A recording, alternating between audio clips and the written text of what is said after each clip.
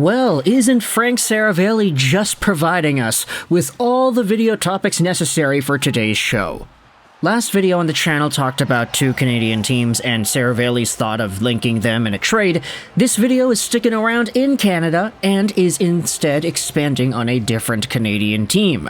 Of course, you know from the title, from the thumbnail, things are getting really interesting in Edmonton because when it comes to their goaltending, of course, we've been talking about the Stuart Skinner show, the Cal Pickard show. This has been a topic in multiple videos over the past few days, but we're going over the name that at one point of this season was one of the biggest trade pieces. He was talked about all over as a guy that the Oilers needed to get rid of. He got sent down to the Bakersfield Condors. He lost his starting job in that AHL organization. You know him, you love him. Today we're talking about Jack Campbell.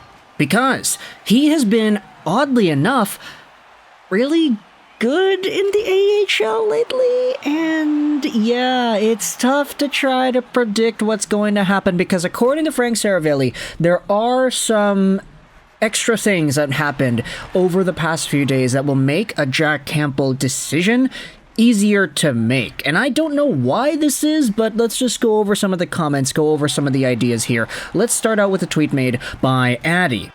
Frank Saravalli said this lately that I think getting those two pieces for free, Dylan Holloway, whom they're getting back, and Corey Perry, whom the Oilers signed earlier yesterday, changes the total outlook of the Oilers and their trade deadline.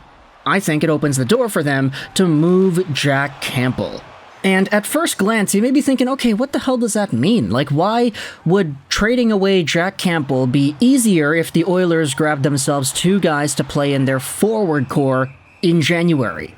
And really, I feel like if you tried to put the pieces together, it boils down to needs and surplus. Because if you entered the trade deadline period with an idea of the Oilers saying something like, okay, we need extra forwards, we need more guys to help us score, more depth throughout the lineup, etc., etc., if you're coming at it from that perspective, then okay, getting two guys now and allowing them to adjust to your system so that by the time playoff time comes, they're fully up and ready to go, that makes it easier on you at the deadline because you no longer have that need. It gives other teams less leverage over you in negotiating trades. Okay, you don't need to get my top six forward, Edmonton, because you guys already got a bunch of them extra, free of charge, and it helped you out tremendously, and now you don't necessarily have this huge glaring need anymore. And admittedly, there are a few comments and replies on this tweet that we just looked at asking like, oh, why are we like panic trading Jack Campbell?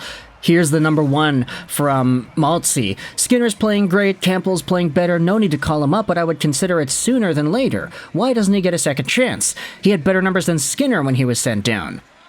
And then there are a lot of Oilers replies to this tweet saying, oh yeah, no, like, why wouldn't they? He's so expensive and he was so bad, definitely not a great combo over there. So yeah, trade him away. Get the money, use it elsewhere, get some extra pieces to help you out, etc., etc. So there's a thought process here that's very easy to understand. But the difference is, now, if you take a look at Jack Campbell and his game log, he is no longer in a position where his AHL numbers are worse than his NHL numbers. His .873 save percentage in the NHL was always tough to beat, but he somehow ended up matching that in the AHL. But now, he's gotten those numbers up to a .904 total save percentage. And if you look at his last 4 games, he's got a .939. 8 goals against, so 2 goals against per game, and 124 saves too. Jack Campbell has, oddly enough, been good. And if you take a look at some of the replies and responses to this situation, it kind of makes things difficult because now you have to wonder, okay, if he's actually playing well, let's assume he continues playing well to mid-February, mid to late February before the March trade deadline.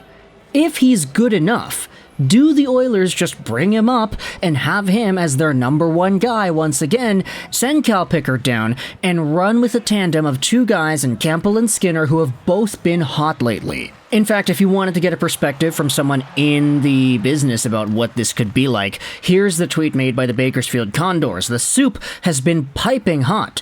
8-3-0 in his last 11 games, a .266 goals against, and a .921 save percentage. So some very good numbers there out of Jack Campbell. The reply from actually the same person, Maltzy, that we talked about earlier.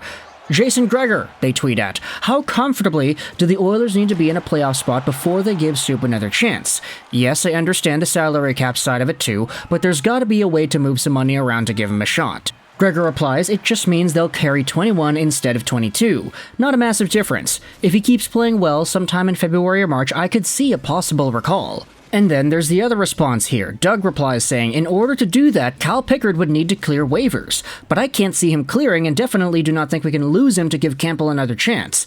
This is just maybe making Campbell more tradable.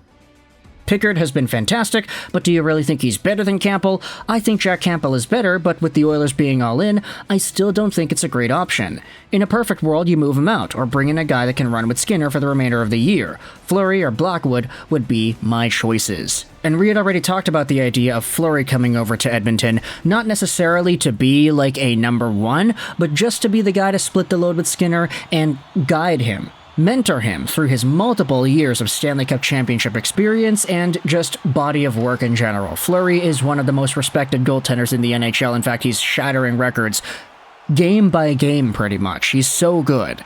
So if you wanted to go by cap hit, Campbell is definitely the worst one out of the bunch. If you wanted to go by performance, you could debate that Campbell getting back to an attainable peak is a lot better than what it is that all these other guys can provide.